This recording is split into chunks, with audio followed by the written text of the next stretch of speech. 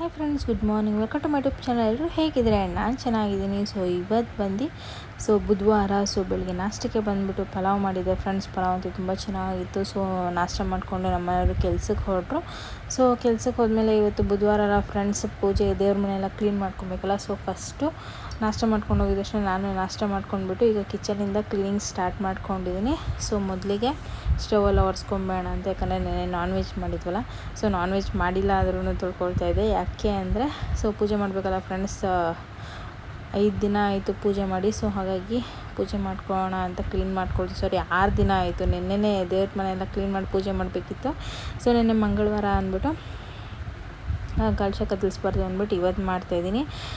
ನೋಡ್ತೀನಿ ಫ್ರೆಂಡ್ಸ್. ಆದರೆ ಇವತ್ತು ದೇವ್ರ ಸಾಮಾನು ತೊಳೆದಿಟ್ಬಿಟ್ಟು ಗುರುವಾರ ಬೆಳಗ್ಗೆ ಪೂಜೆ ಮಾಡ್ಕೊಳ್ತೀನಿ. ಇಲ್ಲ ಅಂದರೆ ಇವತ್ತೇ ದೀಪ ಅನ್ನಿಸ್ತೀನಿ. ನೋಡೋಣ ಹೆಂಗಾಗುತ್ತೆ ಏನು ಕತೆ ಅಂತ. ಫೈನಲಿ ಸ್ಟವೆಲ್ಲ ಒಂದು 2-3 ಸತಿ ಒರೆಸ್ಕೊಂಡು ಆಮೇಲೆ ಪಾತ್ರೆಗಳು ತೊಳೆಯೋಕ್ಕೆ ಬಂದೆ ಫ್ರೆಂಡ್ಸ್. ಪಾತ್ರೆಗಳು ಒಂದು ಸ್ವಲ್ಪನೇ ಇದ್ದಿದ್ದು.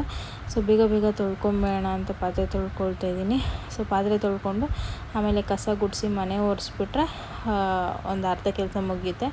ಆಮೇಲೆ ಕಿಚನ್ದು ಬಟ್ಟೆಗಳು ಹಾಗೆ ಮ್ಯಾಟುಗಳು ಎಲ್ಲ ಒಂದು ಸ್ವಲ್ಪ ನೆನೆಸಿದ್ದೀನಿ. ಅದನ್ನು ಕೂಡ ಒಗೆದ್ಬಿಟ್ಟು ಆಮೇಲೆ ರೆಡಿಯಾಗಿ ದೇವ್ರ ಮನೆ ಸ್ಟಾರ್ಟ್ ಮಾಡೋಣ ಅಂದ್ಕೊಂಡಿದ್ದೀನಿ. ಕ್ಲೀನಿಂಗ್ ಒಂದು 3:30ಗೆ ಸ್ಟಾರ್ಟ್ ಮಾಡಿದ್ರೆ ಕರೆಕ್ಟಾಗಿ 5:30, 5:45 ಮುಗ್ದಿರುತ್ತೆ ಎಲ್ಲ ಕ್ಲೀನಿಂಗ್ ಎಲ್ಲ.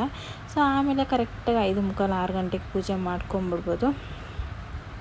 ನೋಡೋಣ ಏನಾಗುತ್ತೆ ಅಂತ. ಬಿಸಿಲು ಕೂಡ ಚೆನ್ನಾಗಿದೆ. ಹೋಗಿ ಬಟ್ಟೆಗಳು ಒಗೆದಾಕ್ಬಿಟ್ರೆ ಬೇಗ ಆಗೋಗುತ್ತೆ. ಬಟ್ಟೆಗಳು ಒಗೆಯೋದು ಅದೊಂದು 1 hour ಕೆಲಸ ಅಂತ ಅಂದ್ಕೊಳ್ಳಿ. ನೋಡೋಣ ಏನಾಗುತ್ತೋ ಏನು ಕತೆನೋ ಗೊತ್ತಿಲ್ಲ. ಬನ್ನಿ, ವಿಡಿಯೋ ಅಪ್ಲೋಡ್ಗೆ ಹಾಕಿದ್ದೀನಿ ಫ್ರೆಂಡ್ಸ್. ನೆನ್ನೆದು ಎಷ್ಟು 4:15ಗೆ ನಾನು ಅಪ್ಲೋಡ್ಗೆ ಹಾಕಿರೋದು ವಿಡಿಯೋ. ನೈಟು 9:30ಗೆ ಅದು ಪೋಸ್ಟ್ ಆಗಿದೆ. ಯಾಕೆ ಈ ಥರ ಆಗ್ತಾಯಿದೆ ಅಂತ ಗೊತ್ತಿಲ್ಲ. ನಾವು ರೀಚಾರ್ಜ್ ಮಾಡಿಸಿದ್ರೆ 1 ಇಯರ್ಗೆ ರೀಚಾರ್ಜ್ ಮಾಡಿಸ್ಬಿಡ್ತೀವಿ. ಅದು ಇನ್ನೇನು ಲಾಸ್ಟ್ ಆಗ್ತಾ ಬಂತು. ಇನ್ನೊಂದು 2-3 ಡೇಸ್ ಇದೆ. ಆವಾಗವಾಗ ನೆಟ್ ಖಾಲಿ ಅಂತ ಬಂದುಬಿಡುತ್ತೆ. ಇಷ್ಟು ದಿನ ಅನ್ಲಿಮಿಟೆಡ್ ನೆಟ್ ಅಂತ ಇತ್ತು. ಈಗ 2 GB ನೆಟ್ ಅಂತ ಅಷ್ಟೇ ತೋರಿಸ್ತಿದೆ. ಯಾಕಂದರೆ ಇನ್ನೇನು ಖಾಲಿ ಆಗ್ತಾ ಬಂತಲ್ಲ, ಅದಕ್ಕೋಸ್ಕರ. ಅದು ರೀಚಾರ್ಜ್ ಮಾಡಿಸ್ಕೊಬೇಕು. ಅದರಿಂದ ಲೇಟ್ ಆಗ್ತಾಯಿದೆ. ನೋಡೋಣ ಇನ್ನು ಎಷ್ಟು ದಿನ ಈ ಥರ ಆಗುತ್ತೆ ಅನ್ನೋದು ಗೊತ್ತಿಲ್ಲ. ಇನ್ಮೇಲೆ ಫಸ್ಟು ವೀಡಿಯೋನ ಅಪ್ಲೋಡ್ಗೆ ಹಾಕ್ಬಿಟ್ಟು ಆಮೇಲೆ ಮಿಕ್ಕಿದ್ದು ಕೆಲಸ ನೋಡ್ಕೊಬೇಕು.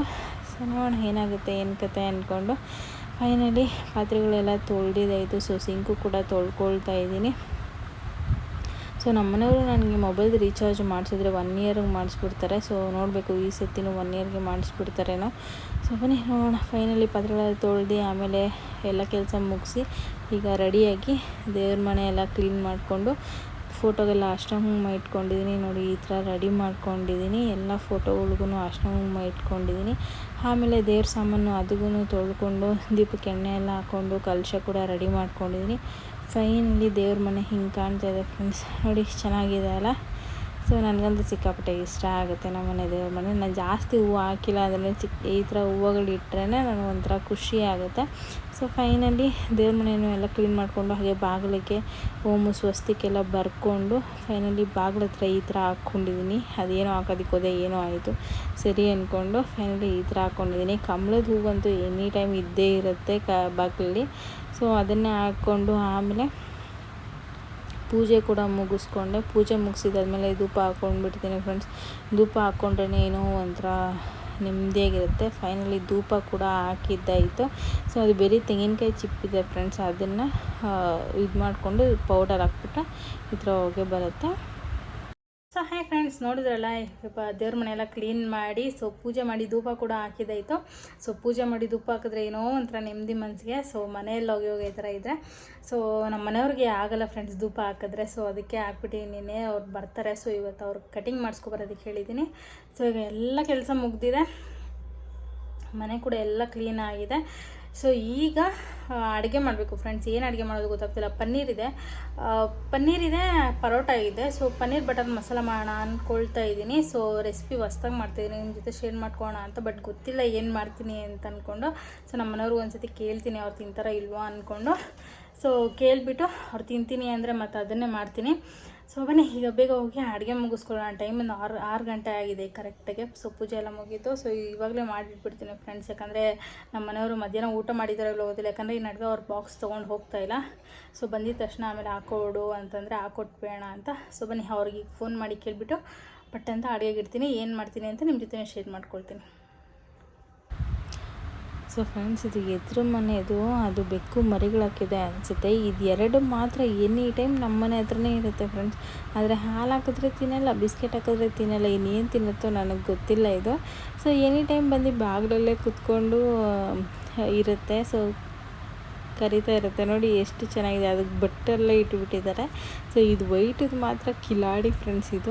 ಇದು ಬ್ಲ್ಯಾಕದು ಎತ್ಕೊಂಡ್ರೆ ಎಲ್ಲ ಬರುತ್ತೆ, ಚೆನ್ನಾಗಿರುತ್ತೆ. ನನಗೆ ಸಿಕ್ಕಾಪಟ್ಟೆ ಇಷ್ಟ. ಬಟ್ ನಮ್ಮ ಮನೆಯವರು ಮಾತಾಡಿಸ್ಬಿಡ ಜಾಸ್ತಿ, ಯಾಕಂದರೆ ರೂಢಿ ಆಗಿಬಿಟ್ರೆ ಇಲ್ಲೇ ಇದ್ಬಿಡುತ್ತೆ ಅಂತಾರೆ. ಯಾಕಂದರೆ ನಮ್ಮ ಮನೆ ಹತ್ರ ಗಿಡಗಳು ಬೆಳೆಸ್ತಾ ಇದೀವಲ್ಲ ಫ್ರೆಂಡ್ಸ್, ಎಲ್ಲ ಕಿತ್ತಾಕ್ಬಿಡುತ್ತೆ. ನೋಡಿ ಎಷ್ಟು ಕ್ಯೂಟಾಗಿ ಕಾಣ್ತಾ ಇದೆ ಅಲ್ಲ, ತುಂಬ ಚೆನ್ನಾಗಿ ಕಾಣ್ತಾ ಇದೆ.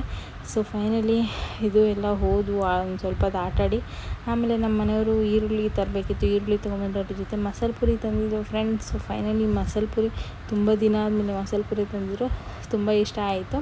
ಸೊ ಫೈನಲಿ ಇಬ್ಬರು ಕೂಡ ಮಸಾಲೆ ಪುರಿ ತಿಂದ್ಕೊಂಡು ಆಮೇಲೆ ಒಂದು 2 ಅವರ್ ರೆಸ್ಟ್ ಮಾಡಿ ಆಮೇಲೆ ಅಡುಗೆ ಮಾಡೋಣ ಅಂತ ಇಲ್ಲಿ ಚಿಲ್ಲಿ ಪೌಡರು, ಅರಿಶಿನ ಮತ್ತು ಉಪ್ಪು ಮತ್ತು ಕಲರ್ದು chilli powder, Kashmir chilli powder ಇದಿಷ್ಟು ಹಾಕ್ಕೊಂಡು ಇದ್ರ ಜೊತೆಗೆ ಒಂದು ಸ್ವಲ್ಪ ಎಣ್ಣೆ ಹಾಕ್ಕೊಳ್ಬೇಕು ಫ್ರೆಂಡ್ಸ್. ಅಡುಗೆ ಎಣ್ಣೆ ಹಾಕ್ಕೊಂಡು ಇದನ್ನು ಮಿಕ್ಸ್ ಮಾಡ್ಕೊಳ್ತಾ ಇದ್ದೀನಿ.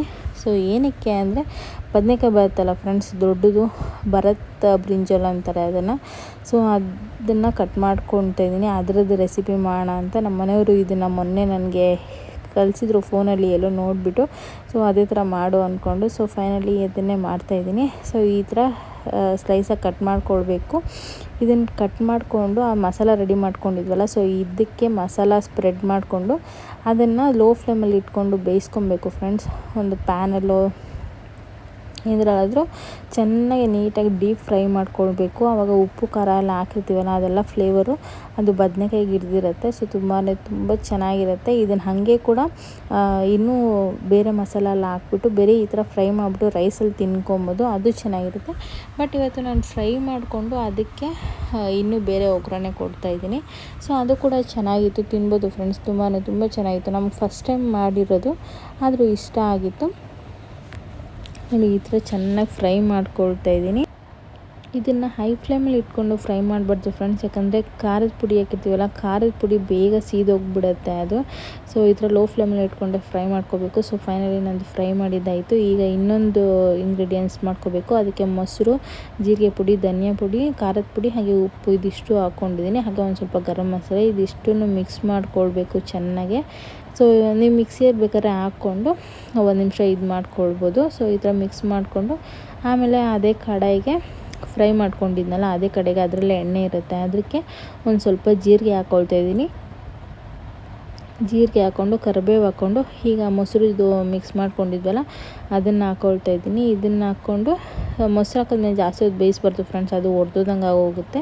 ಸೊ 1-2 ನಿಮಿಷ ಇದು ಮಾಡಿಕೊಂಡು ಆಮೇಲೆ ಅದು ಬ್ರಿಂಜಾಲ್ ಫ್ರೈ ಮಾಡ್ಕೊಂಡಿದ್ವಲ್ಲ, ಸೊ ಅದನ್ನು ಹಾಕ್ಕೊಂಡು ಉಪ್ಪು ಖಾರ ನೋಡಿಕೊಂಡ್ರೆ ಅಷ್ಟೇ. ಸೊ ತುಂಬ ಚೆನ್ನಾಗಿರುತ್ತೆ. ಬಿಸಿ ಅನ್ನೋ ಜೊತೆ ಅಂತೂ ಸಕ್ಕದೇ ಇರುತ್ತೆ ಫ್ರೆಂಡ್ಸ್. ನಮಗಂತೂ ತುಂಬ ಇಷ್ಟ ಆಯಿತು. ಸೊ ಫ್ರೆಂಡ್ಸ್, ಇವತ್ತಿನ ಬ್ಲಾಗ್ ಇಷ್ಟ ಆಗಿರುತ್ತೆ. ಬ್ಲಾಗಿಗೆ ಏನು ಮಾಡ್ತಾಯಿದ್ದೀನಿ, ಪ್ಲೀಸ್ ಯಾರೆಲ್ಲ ವಿಡಿಯೋ ನೋಡ್ತಿರೋ ಪ್ಲೀಸ್ ಸಬ್ಸ್ಕ್ರೈಬ್ ಮಾಡಿ, ಲೈಕ್ ಮಾಡಿ, ಶೇರ್ ಮಾಡಿ, ಕಮೆಂಟ್ ಮಾಡಿ. Thank you.